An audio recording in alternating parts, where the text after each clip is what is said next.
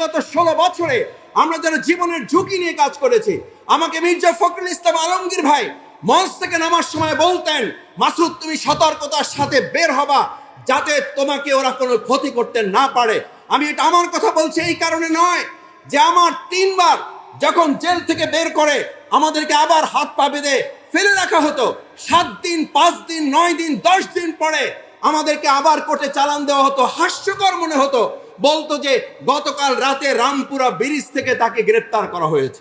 এত নির্লজ্জ একটা বাংলাদেশ যেখানে আমরা 17 বছরে পার করে এসেছি, সেই বাংলাদেশ বিনির্মাণে আজকে চেতনা বাংলাদেশের যে উদ্যোগ, আমি আশা করব সেই বাংলাদেশ বিনির্মাণে আমরা সবাই এখানে গণতান্ত্রিক প্রক্রিয়ায় যারা ফ্যাসিস্টের বিরুদ্ধে, আমি শুধু একটা কথা বলে শেষ করতে চাই, আমরা প্রায় বলি প্রয়োজন আবার জীবন দেবে, হ্যাঁ জীবন দেব অর্থনীতির জন্য, হ্যাঁ জীবন দেব সুন্দর সংস্কৃতি বিনির্মাণের জন্য, ইয়েস জীবন দেব পররাষ্ট্র নীতিমালা স্থায়ী করার জন্য, কিন্তু আর নতুন করে স্বৈরাচার দমনের জন্য জীবন দেব না।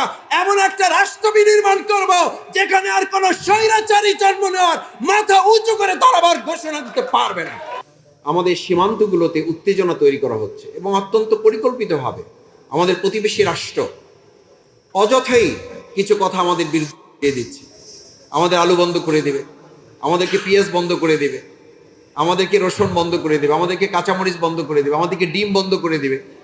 আমার কাছে খুব হাস্যকর মনে হয় যে বাংলাদেশ 2024 সালের জুলাই আগস্টে জীবন বাজি রেখে গুলির মুখে দেশ এবং খুনি হাসিনার পদত্যাগ চেয়েছিলাম, সেখানে একটা দলই পদত্যাগ করেছে।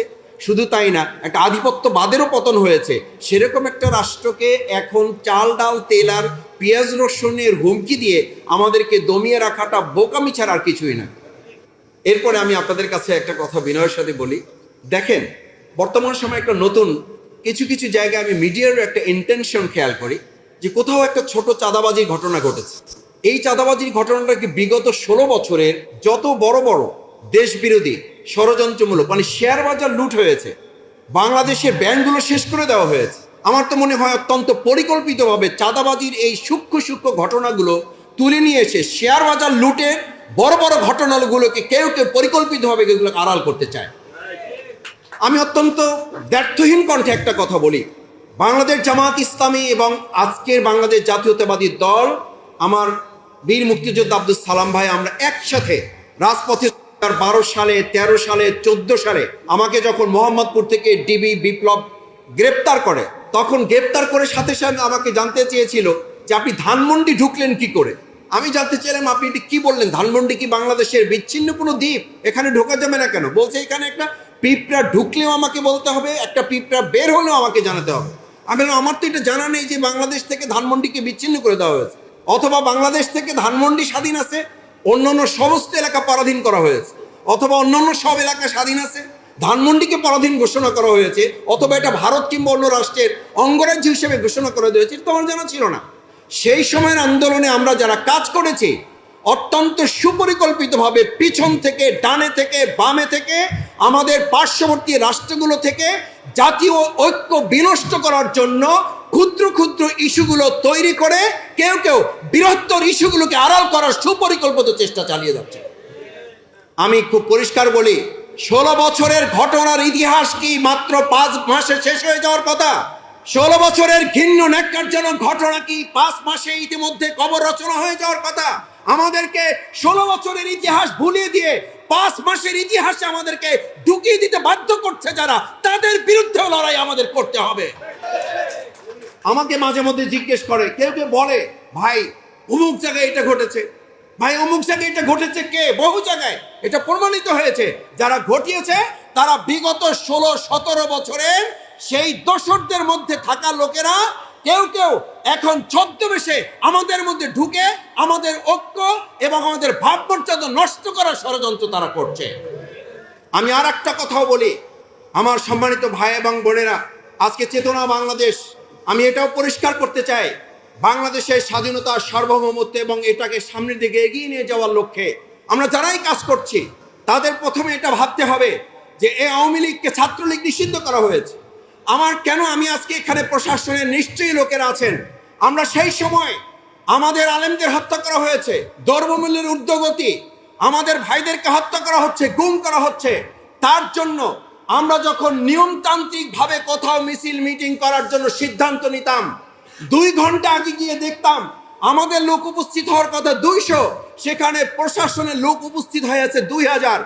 আজকে যারা 1 মিনিট 1.5 মিনিটের ঝটিকা মিছিল করেন, প্রশাসনের গোয়েন্দা সংস্থা কোথায় থাকেন যে তারা তাদেরকে গ্রেফতার করতে পারেন না, অথচ তারা নিষিদ্ধ সংগঠন হিসেবে পরিচিত হয়ে আছে।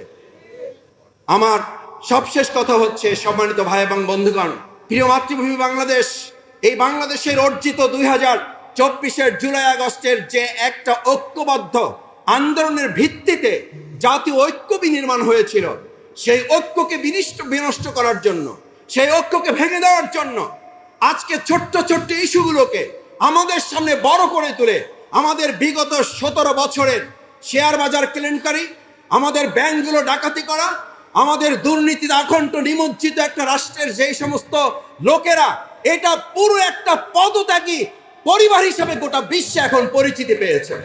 সুতরাং সেরকম একটা পরিবারকে আজ আমাদের মাথায় রাখতে হবে।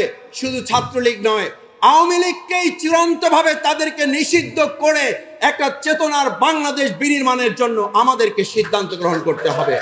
আমি আপনাদের অনুরোধ করে আহ্বান জানাই, আসুন বাংলাদেশ জামাত ইসলামী আমরা সম্মিলিতভাবে বাংলাদেশ জাতীয়তাবাদী দল এবং আমাদের অন্যান্য সমস্ত যে দলগুলো গণতান্ত্রিক প্রক্রিয়ায় যারা আমরা কাজ করি, বিগত 16 বছরে আমরা যারা জীবনের ঝুঁকি নিয়ে কাজ করেছি, আমাকে মির্জা ফখরুল ইসলাম আলমগীর ভাই মঞ্চ থেকে নামার সময় বলতেন, মাসুদ তুমি সতর্কতার সাথে বের হবা যাতে তোমাকে ওরা কোনো ক্ষতি করতে না পারে।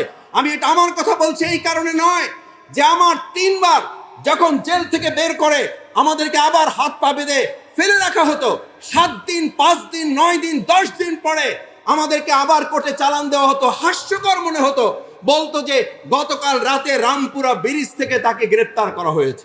এত নির্লজ্জ একটা বাংলাদেশ যেখানে আমরা 17 বছরে পার করে এসেছি, সেই বাংলাদেশ বিনির্মাণে আজকে চেতনা বাংলাদেশের যে উদ্যোগ, আমি আশা করব সেই বাংলাদেশ বিনির্মাণে আমরা সবাই এখানে গণতান্ত্রিক প্রক্রিয়ায় যারা ফ্যাসিস্টের বিরুদ্ধে, আমি শুধু একটা কথা বলে শেষ করতে চাই, আমরা প্রায় বলি প্রয়োজন আবার জীবন দেবে, হ্যাঁ জীবন দেব অর্থনীতির জন্য, হ্যাঁ জীবন দেব সুন্দর সংস্কৃতি বিনির্মাণের জন্য, ইয়েস জীবন দেব পররাষ্ট্র নীতিমালা স্থায়ী করার জন্য, কিন্তু আর নতুন করে স্বৈরাচার দমনের জন্য জীবন দেব না।